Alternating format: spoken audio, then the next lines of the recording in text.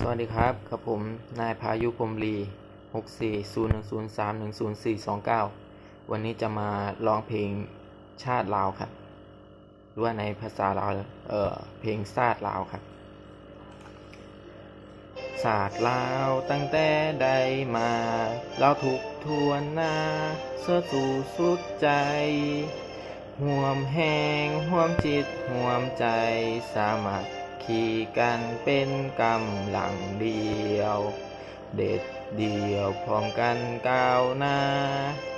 บูชาสู่เกียรติของลาวส่งเสริมใส่สิ้นเป็นเจ้า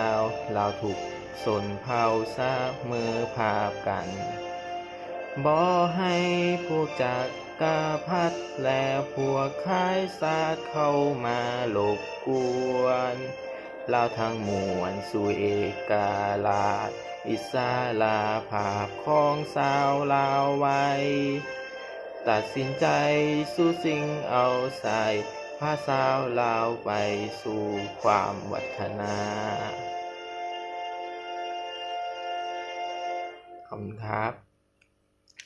ขอบใจหลายๆเด้อ